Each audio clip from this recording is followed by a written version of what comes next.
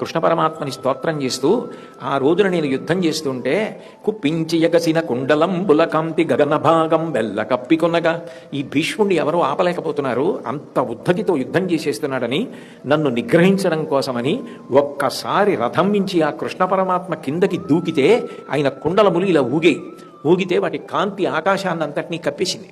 కుప్పించి ఎగసిన కుండలంబుల కాంతి గగన భాగం బెల్ల కప్పికొనగా ఉరికిన నోర్వ కవుదరంబులోనున్న జగముల వ్రీగున జగతి కదుల. కృష్ణ పరమాత్మ కడుపులో ఉన్న లోకాలన్నీ కదిలిపోయాయి ఆయన దూకినటువంటి ఆ పెద్ద దూకుకి.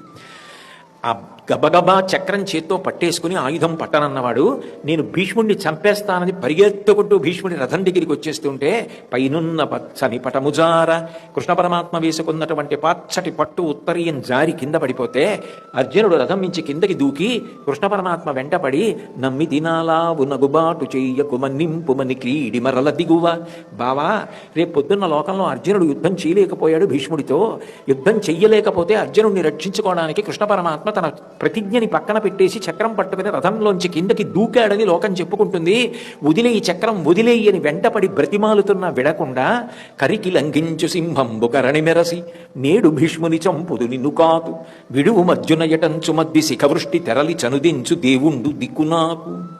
ఆ రోజున సుదర్శన చక్రం పట్టుకుని ఏనుగు యొక్క కుంభస్థలం మీదకి దూకేటటువంటి సింహంలా అర్జున నిన్ను కాపాడతాను, ఈ భీష్ముడిని చంపేస్తానని సుదర్శన చక్రం పట్టుకుని నా రథం దాకా పరిగెత్తుకొచ్చేసినటువంటి కృష్ణ పరమాత్మ నాకు దిక్కని చెప్పుకున్నాడు భీష్ముడు.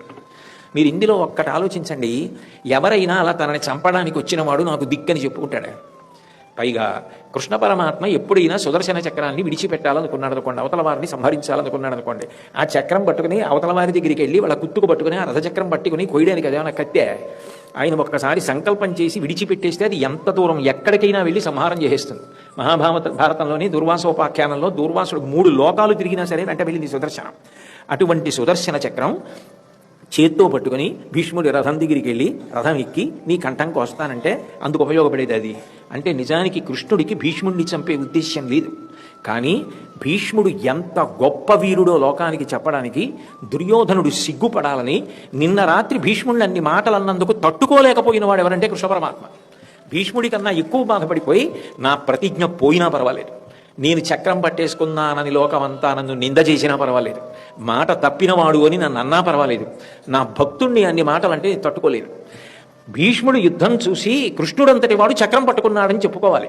తద్వారా నిన్న రాత్రి అన్ని మాటలు పడ్డాడే ఆయనకి తెల్లవారేటప్పటికి అంత కీర్తి రావాలి అని తను చక్రం పట్టేసుకుని తను నింద తెచ్చుకుని భీష్మాచార్యుల వారికి అంత కీర్తి తెచ్చిన దయాళువు కృష్ణ పరమాత్మ.